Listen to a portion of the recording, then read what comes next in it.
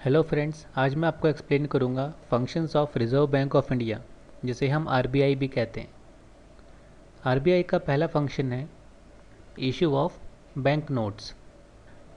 हमारे देश में करेंसी इशू करने का अधिकार सिर्फ रिजर्व बैंक ऑफ इंडिया को ही है। ये हमारे देश में हर डिनोमिनेशन की करेंसी इशू करती है सिवाय 1 रुपये के, क्योंकि 1 रुपये को मिनिस्ट्री ऑफ फाइनेंस के थ्रू इशू किया जाता है। Second function of RBI is it is banker to government. Reserve Bank of India सरकार की सारी बैंकिंग नीड्स को पूरा करता है। ये सरकार के सारे डिपॉजिट अकाउंट्स को मेंटेन भी करता है और उसे ऑपरेट भी करता है। गवर्नमेंट की तरफ से होने वाली सारी पेमेंट आरबीआई रिसीव करता है, और अगर गवर्नमेंट ने किसी को पे करना है तो वो भी आरबीआई ही पे करता है। वर्ल्ड लेवल पे इंटरनेशनल मॉनेटरी फंड और वर्ल्ड बैंक के सामने इंडिया को रिप्रेजेंट करने वाला आरबीआई ही होता है, इसलिए ये गवर्नमेंट के बैंकर की तरह काम करता है। The third function of RBI is custodian of cash reserves of commercial banks. India में हर कमर्शियल बैंक को कुछ रिजर्व आरबीआई के पास रखना पड़ता है, जिसको हम कैश रिजर्व रेशो के नाम से भी जानते हैं, जिसकी वजह से कमर्शियल बैंक के कैश रिजर्व्स की कस्टडी आरबीआई के पास रहती है।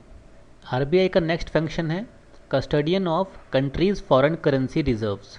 भारत में आने वाली सारी फॉरेन करेंसीज़ की कस्टडी आरबीआई के पास रहती है, जिसका इस्तेमाल वो भारत के बैलेंस ऑफ पेमेंट को सुधारने में करता है।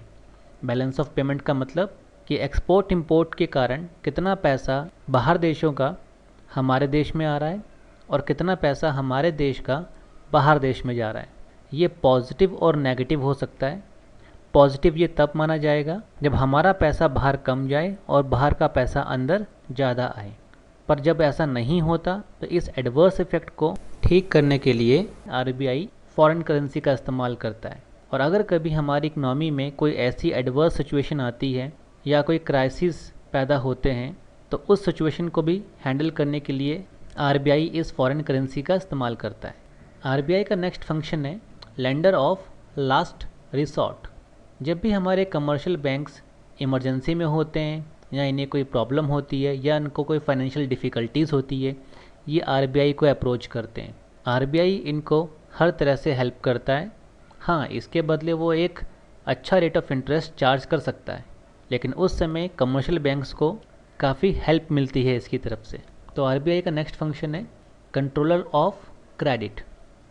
ये मैं आपको पहले भी स्लाइड्स में बता चुका हूँ कि मनी सप्लाई का ज़्यादा होना देश में इन्फ्लेशन को बढ़ाता है, और क्रेडिट फैसिलिटी को भी हम मनी सप्लाई की फॉर्म में ही देखते हैं। इसलिए जब क्रेडिट ज़्यादा बढ़ता है तो मनी सप्लाई भी ज़्यादा बढ़ती है, जिसकी वजह से इन्फ्लेशन बढ़ सकता है। तो हमारी इकनॉमी में स्टेबिलिटी लाने के लिए आरबीआई इस क्रेडिट को कंट्रोल करता है। आरबीआई का अगला फंक्शन है बैंकर्स बैंक एंड सुपरवाइज़र।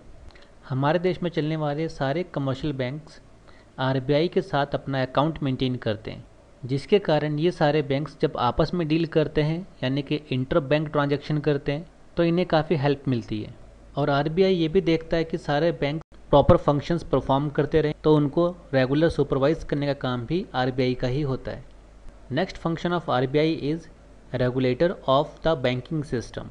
हम जानते हैं कि आरबीआई इंडिया के सारे बैंकिंग सिस्टम को रेगुलेट करता है, जो पब्लिक को इंश्योर करता है कि फाइनेंशियली हमेशा हम स्टेबल रहेंगे और बैंकिंग सिस्टम के प्रति हमारा कॉन्फिडेंस बढ़ता है। बैंकिंग सिस्टम को रेगुलेट करने के लिए आरबीआई कई तरह के मेथड यूज़ करता है, जैसे वो बैंक्स में जाकर इंस्पेक्शन कर सकता है या बाहर से ही उन पे नज़र रख सकता है, कभी भी कोई भी पेपर्स वगैरह चेक कर सकता है, लाइसेंस देना, और भी काफ़ी चीज़ें ऐसी हैं जिसमें पूरा कंट्रोल आरबीआई का होता है। तो हम जानते हैं कि आरबीआई सारे बैंकिंग सिस्टम को मेंटेन कर रहा है, जिसकी वजह से हमें सारे कमर्शियल बैंक्स के ऊपर विश्वास बना रहता है। आरबीआई का नेक्स्ट फंक्शन है डेवलपमेंटल रोल। आरबीआई हमेशा हमारी कंट्री के फाइनेंशियल स्ट्रक्चर को बिल्ड करने की कोशिश करता है।